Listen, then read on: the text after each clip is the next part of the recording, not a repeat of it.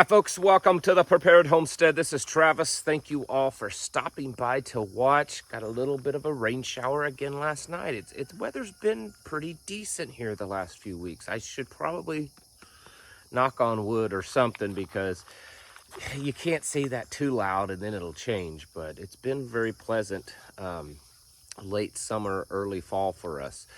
I got an email and I wanted to share what I can with this. I've been asked not to, from the person that sent me the email, not to divulge their identity, but some information that may or may not be it may not be true. It may be incorrect in some way. It may not be of any interest to you because I'm sure you've all heard similar things like this in the past by other people. But the person that sent this email is the vice president of an organization. You wouldn't know the person, but you would definitely recognize the organization. And so I'm not telling you that. I wish I could because it would bring probably a little bit more validity to the story. But as far as I can tell, that part of this story is legitimate. A friend of a family of something, there's a connection there that they have with someone that is an FBI agent in their family. And this FBI agent that is in their family told them that they have been told by their superiors that they should be getting prepared. He said, you need to get home and make sure your family is stocked up and prepared. You need to be getting some food bought up, that coming next month, things could very well start changing in a very negative way. Not a lot of specific details, but I thought I would pass that on. I know it's a very vague warning, and it may not be true, and I'm not telling you to go out and spend all your money and rack up credit card debt and, do all these extreme things, but I think that there's probably something to it, and so if it's nothing more as a motivation to push you to get yourselves a little bit more prepared, then I think that that's okay. Speaking of preparedness, really preparedness is just contingency plans. That's in the most simplest way of explaining it. That's really what preparedness is us figuring out what kind of contingency plans we need to have when things fall apart. If your car doesn't work, do you have an alternative plan to get to work? A lot of people have a couple of cars, and so that way, if the primary vehicle that you use to travel in, it stops working one day when you go out to turn it on, you can just jump in the other vehicle and go to work. I mean, that's the whole point of prepping, right? Is to have these contingency plans. Well, what if things, well, let's say they just get worse and worse in a way that maybe you weren't prepared for. And there is a growing amount of people out there that, at least that I can tell from the comments that come in through the channel or emails, things like that, that I think that there's a lot of people that are suspecting that when this all comes crashing down, when this whole house of cards starts to really fall. I mean, it's doing this teetering and there's pieces of it falling off. But when it really just comes collapsing in on itself, that your standard way of prepping just may not be adequate. What if your stuff, a lot of your stuff is based on some type of technology and the technology doesn't work. There's reasons that it could happen, an EMP or grid down. What if your stuff gets stolen? What if it's rounded up by the government? They seize things. And I know you can make all these arguments of, well, that'll be my last stand and blah, blah, blah. Let's just play out the theory that somehow it gets seized. What if bad guys come and take it? What if you have to evacuate out of an area? I remember, well, I've had them on here before, and they're doing pretty good. There was a family several months back, about a year ago, that their home caught fire and burned, and all their preps, everything burned in it. They're still trying to get back on their feet. It's been a hard struggle. Insurance companies were just toying around with them, back and forth. But the point is, they lost everything. They lost their clothes. They lost everything. I mean, they literally left their home. I saw pictures of it. They were able to, in fact, even their main vehicle caught fire in that fire and burned. So they literally walked away with what they were wearing.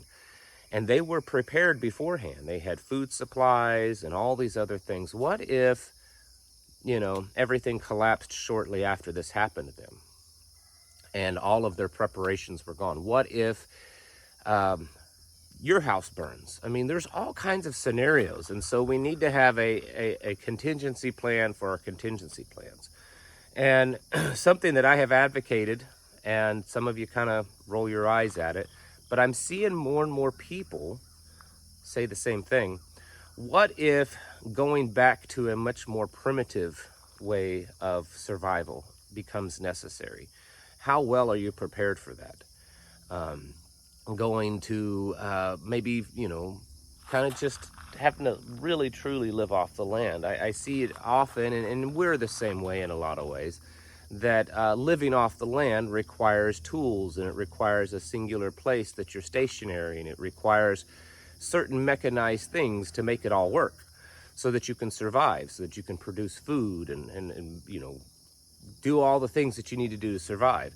What if a scenario erupts that you can't use a lot of that stuff? Do you have the skills and the mindset to take your family, if you had to bug out into woods and really truly live off the land in very much of a bushcraft manner? It's something that you should probably be thinking about. It's not as difficult as you think. It's not that it requires high amounts of skill.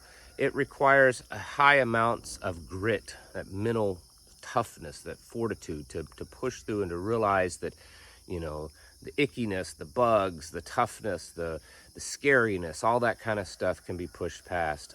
When I was younger, I don't do it nearly as much as I should anymore. I'm just a much busier man. But when I was younger, I would go out sometimes for days into the woods, and and I would take with me what would fill maybe a sandwich bag, a little Ziploc baggie.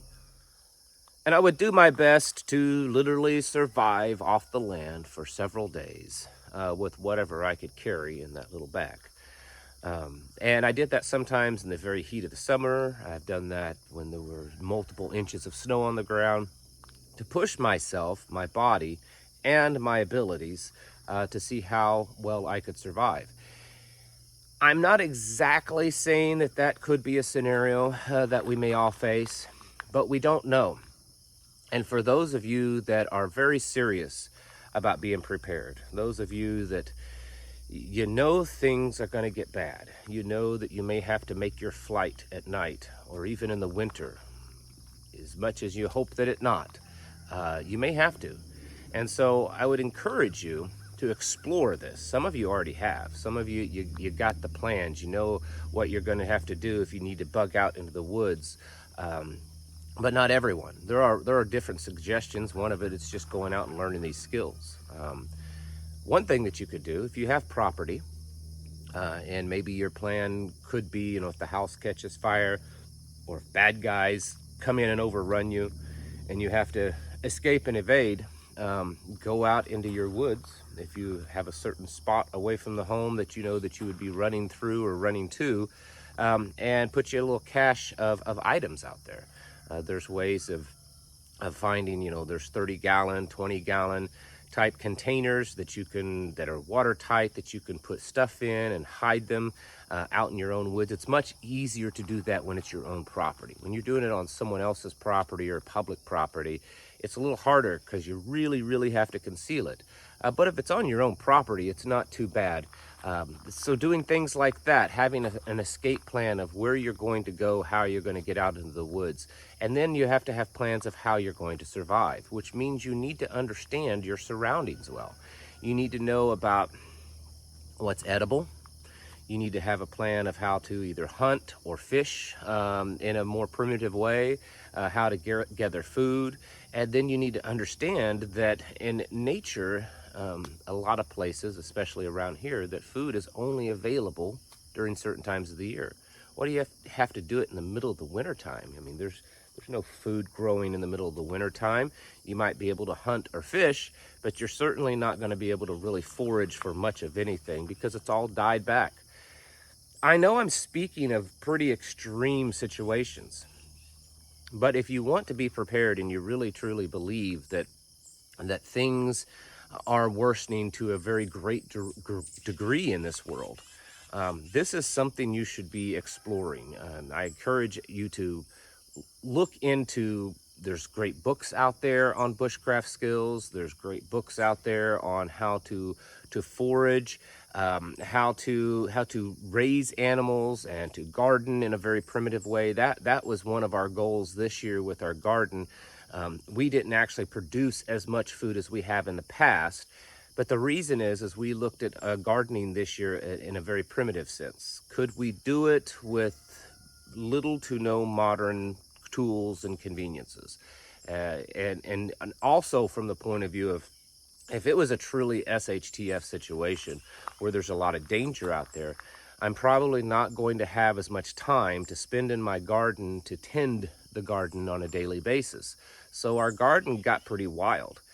We would go out there occasionally and get some of the big bulk of weeds and things like that. But for the most part, we let the garden just do its thing naturally. And we did that, you know, whether it be growing it or planting it and also harvesting it. And it was done as kind of a test to see what we could produce if we just had to go out there and put some food down and basically let nature take its course. So it was a good test run for us this year. I would encourage you to start expanding your mind into these areas if you haven't done so. I know many of you already have, and you have plans for that, and you've been developing your skills and your knowledge of this kind of stuff. But so many people look at prepping as, I'm just going to call a phone number or get on a website and order, you know, these supplies, and they're going to sit there, and I'm going to live my life as normal. And then if things happen, I've got these supplies that I'll go through.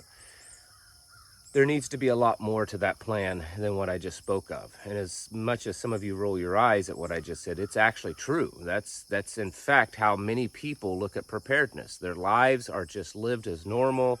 They're not really developing any skills. They think that it's, you know, they'll just be able to lock themselves in their house. No one will want to kick their door in or take out their window and climb through and get them. As long as they've got some food to get them through a rough time, they'll be okay. Your plans should be much more than that. Your plans should include, what if you have to leave where you're at? What if you're forced to? What if you're forced to really live truly off the land? It's an extreme notion, I get it, but I want to encourage you to do that and start really getting yourselves prepared, just like the story I told with the FBI agent in the beginning of this. It's possible it's true. I cannot promise you that. It may be completely incorrect information, but it did come from a pretty good source. So you need to be getting yourselves not just stocked up, but really ready to live in the way that probably, I guess you could say, God had originally intended us to live. And get out there and start planning and training, but most of all praying and getting yourself spiritually prepared for the world that we will face. Folks, right now is the time to get your houses in order and to prepare yourselves mentally, physically, and spiritually. Thanks for watching, and I'll catch you in the next video.